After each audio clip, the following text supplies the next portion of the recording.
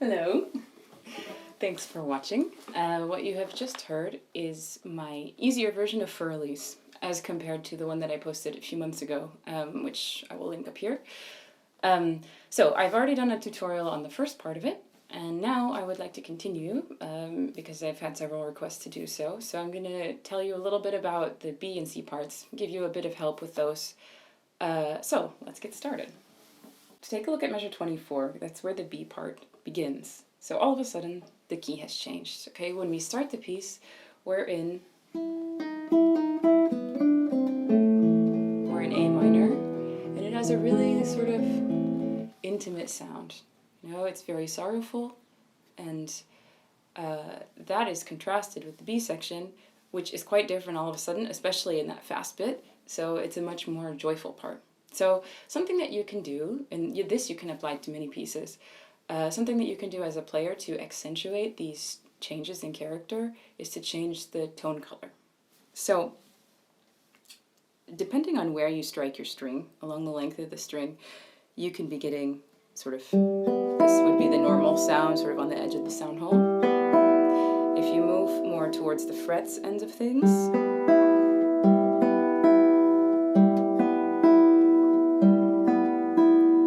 you can hear how the sound gets rounder and rounder, and it's a really sweet kind of quality to it. If you play more towards the bridge, it'll get a much more metallic sound. And so this is a tool that you can use as a player to bring out certain things, you know, certain parts of pieces that you play. So this here is called tasto, sul tasto. You might also see it written in scores as dolce. And this is sul ponticello. You might sometimes also see metallico. Okay, so sometimes it's indicated by the composer, but oftentimes not. Certainly not by Beethoven, because he didn't write this piece for guitar, and you can't do that on a piano. So in this case, the freedom is yours as a player to choose these things. So when I play the part A of Für Elise, I'm more here, so normal towards maybe slightly tasto.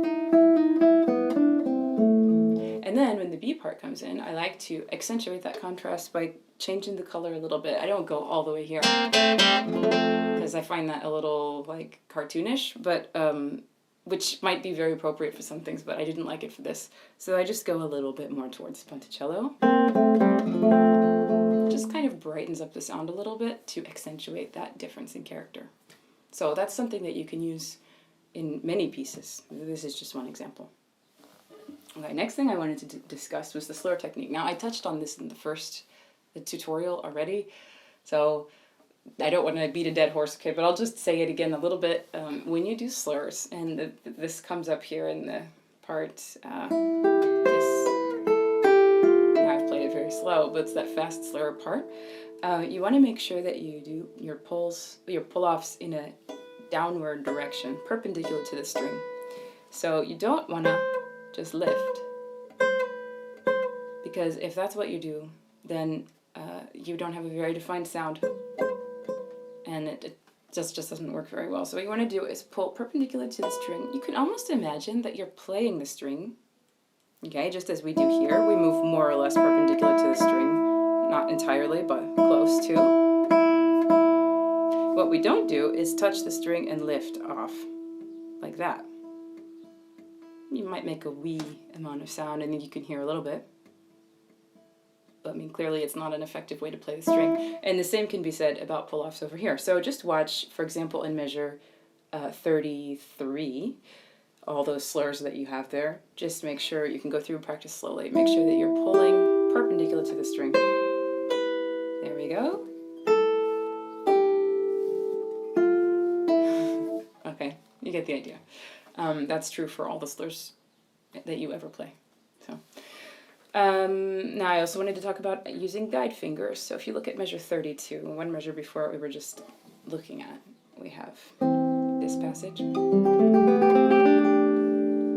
the end of the measure, third finger is on D, pinky is on G. Okay, then we have an open string, open E string, which gives us the chance to slide our third finger up to the G on string 2. So in this sense, the third finger is helping us to do this position change, not doing just from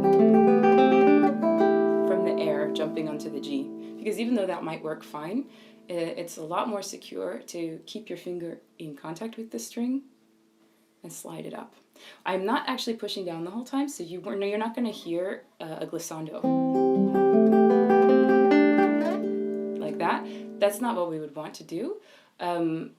But what you do is just lift your finger so that you don't have any sound anymore, and then glide it along the string and set it down again. That will help you to do those position changes. There are several places later in the piece where there's also a guide finger. Okay, so I'm going to just jump to those real quick. Let's see, that's measures 76 and 80. So in measure 76, we have this. That's 75 actually. My middle finger's on A. Now this is a guide finger sort of in a miniature scope compared to the previous one. I'm going to slide my finger down 1 fret, and then I add the other notes. So it just kind of helps me slide in. And then I continue onwards, again, and again. So you see that my second finger is sliding back and forth from the A and B flat. That's what it is. It sounds a bit dissonant. Then we slide over. Then we come back. And back again. Back again. Next one. Okay, so that is another instance of a guide finger, although it's now in this case only 1 fret. One thing, by the way, to keep in mind is when you use a guide finger, you want to be doing that only on the nylon strings, the top 3 strings. The 3 basses, which are also nylon inside, but they're wound, and they're wound with metal, you hear that kind of a slide a lot. And that would not be a sound we would want to be adding into a piece unnecessarily. So don't try to use guide fingers on metal strings. That doesn't sound good. But in this case, my guide finger was on the 3rd string, so you don't hear it. It's just a helpful little trick that doesn't change the sound in any way. Okay, and then there's one more guide finger place in measures 79 to 80. Here I have my index finger, so I'm in the very beginning of 80. Index finger's on C. Now I'm going to slide up, again without pushing, so we don't hear it. We don't want a glissando. I slide up to the A. That just helps me change position for this next part. So here, watch, I slide. Okay, so that would be another place that you can use the guide finger. Very often this happens a lot in pieces that you'll play, so just keep an eye out for it, because it can really help when you have to make a position change, that you're not just sort of jumping out of the air, but that you have a finger that's already very close to being ready. It's on the right string, it just needs to slide up to the right fret. So that can really help a lot. Okay, now I'm going to jump over to the B part, which I guess I was actually already in the B part, but I want to discuss something a little further forward in it. That's measure 73, okay, 72 to 73. There I have a hinge bar. So I'm doing this. This is 72. Now in the next measure, I want to B flat in the bass. So I thought about this beforehand, and I'm playing my F up here, my high F, this note here, playing it with the base of my index finger, just like as if I'm barring. And that's intentional. The reason is that then I can get a nice smooth transition to when I need to put that bar down.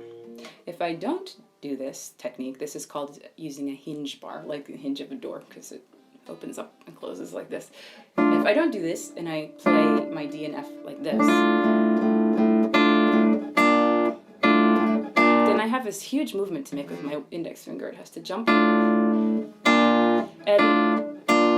it might work for you sometimes to do so. I'm not saying that it's impossible, but it's not very good, because even if you manage to play it fine, you're still always going to have this gap, because you jump from this, then you have to pick up your finger and replace it.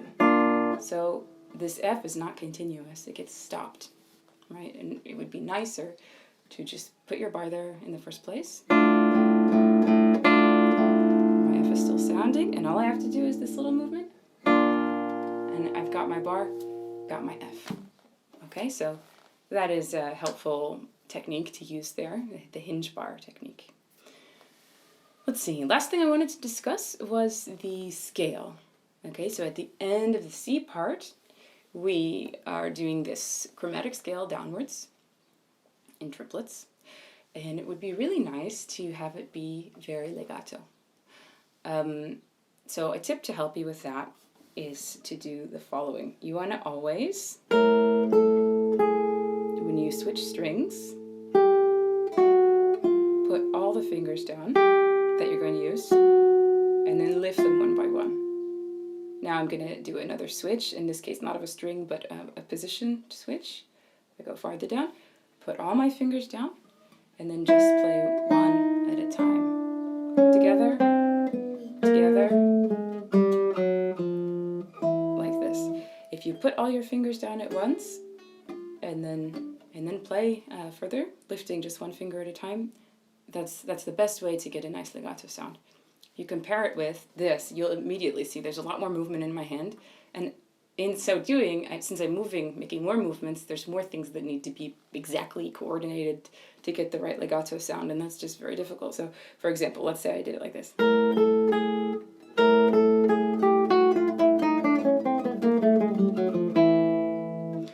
It doesn't sound nearly as nice, it's a lot choppier.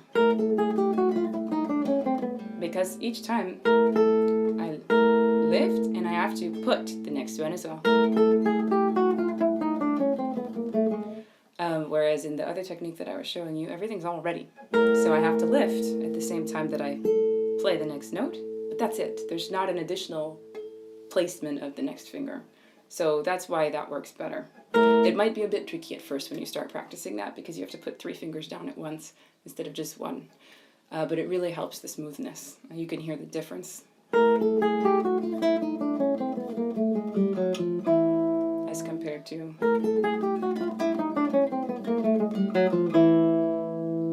Okay, so that would be my tip for that bit there. And that's about all that I wanted to say about this piece. You also have, of course, the previous part of this tutorial that I put up several weeks ago where I covered the A part fairly thoroughly. So I hope that this was helpful for you.